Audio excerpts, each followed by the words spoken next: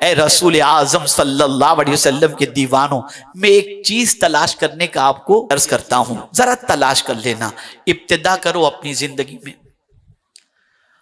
اور اپنی زندگی میں اسلام کتنا ہے ذرا اسے تلاش کرو،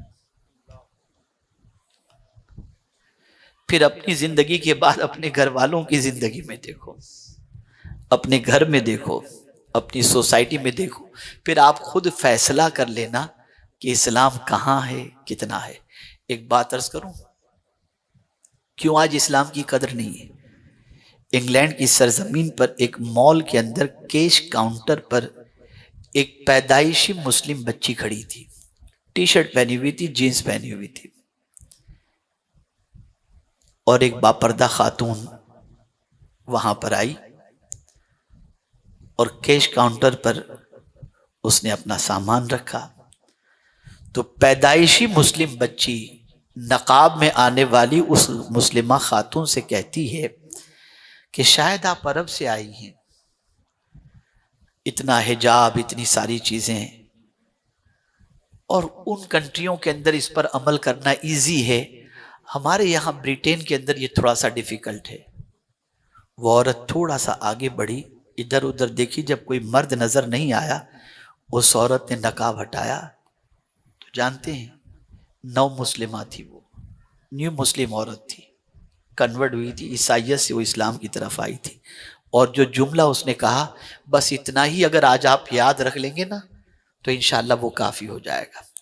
اس نو مسلمہ عورت نے کہا، میری بہن، میں نہ سعودی سے آئی ہوں، نہ عرب ہوں، نہ عربی ہوں، نہ کچھ ہے، میں یہیں کی رہنے والی ہوں، میں نے اسلام کی اسٹڈی کی، اس کے بعد میں مسلمان ہوئی، لیکن فرق تم میں اور مجھ میں سب سے بڑا یہ ہے کہ تم کو اسلام مفت میں ملا ہے اور ہم کو اسلام قربانی سے ملا ہے، اس لیے مفت میں جو مال ملتا ہے اس کی قدر نہیں ہوتی، قربانی سے جو مال ملتا ہے اس کی قدر ہوا کرتی ہے۔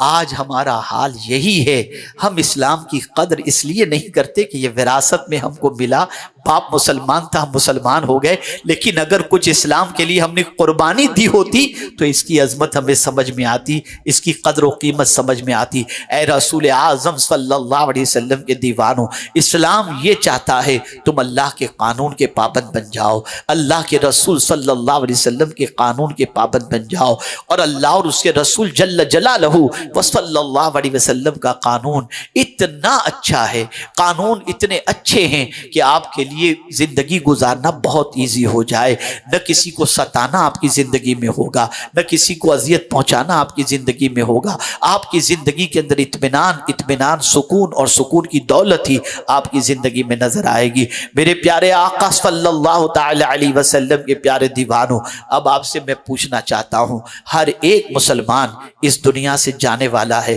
ہر ایک انسان اس دنیا سے جائے گا، قبر میں یہ نہیں پوچھا جائے گا کتنا بینک بیلنس چھوڑ کر کے آیا ہے، کتنا تیرے پاس مال ہے، پہلا سوال ہوگا من ربک کا، اور دوسرا سوال ہوگا ما دینک کا، اور تیسرا سوال ہوگا ما کنت تقول فی حق ھذا الرجل۔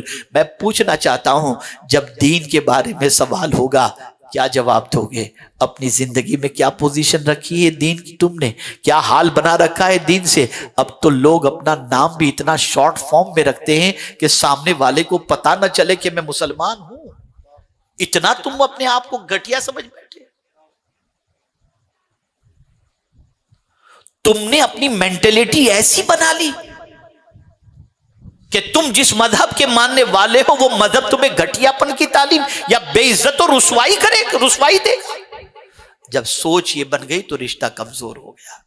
میں مبارکباد پیش کرتا ہوں حافظ محمد عرفان صاحب کو، ان کے رفقا کو، سلیم بھائی کو، کہ انہوں نے دین کی آبیاری کے لیے ایک چھوٹا مدرسہ ضرور قائم کیا ہے، لیکن اس مدرسے میں پڑھنے والے بچوں کا دین محفوظ ہو جائے گا، ان کے گھر والوں کا دین محفوظ ہو جائے گا، اور قبر کے اندر دین کے بارے میں سوال ہوگا، بے دھڑک یہ جواب دے کر اپنی نجات کا بھی سامان بنا لیں گے اور اپنے والدین کے لیے بھی نجات کا سامان بنا لیں گے۔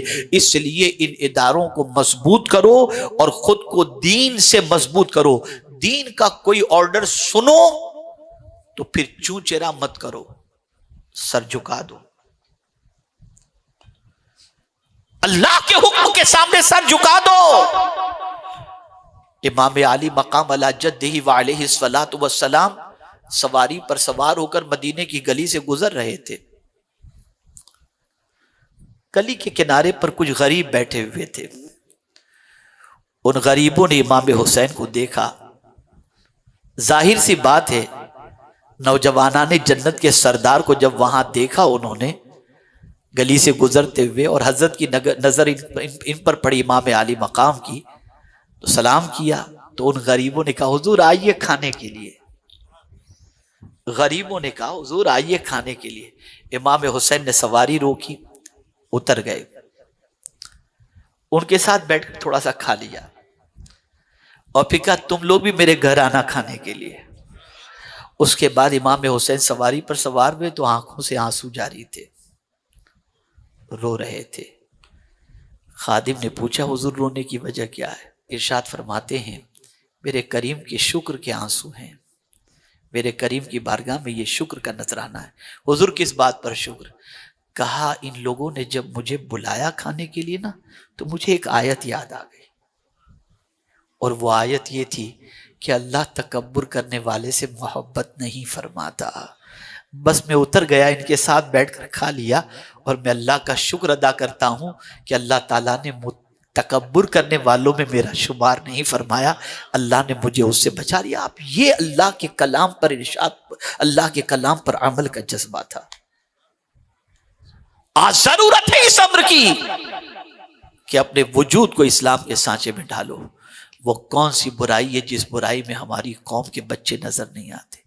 گٹکھا، سگریٹ، گندی پکچریں دیکھنا، آوارگی، رات 3 بجے تک جاگ کر کے گلیوں کے اندر ٹائم پاس کرنا، ہر برائی کے اندر ہماری قوم کے بچے نظر آتے ہیں۔ اے لوگو، اپنی زندگی کو بدلو، تبدیل کرو اپنی زندگی کو، اور قانون اسلام کے قریب ہونے کی کوشش کرو۔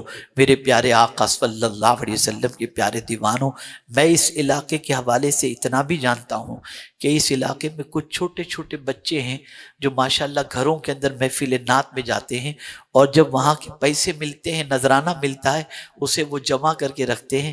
اور آپ کو معلوم ہے یہ پیسے کس کام میں استعمال کرتے ہیں؟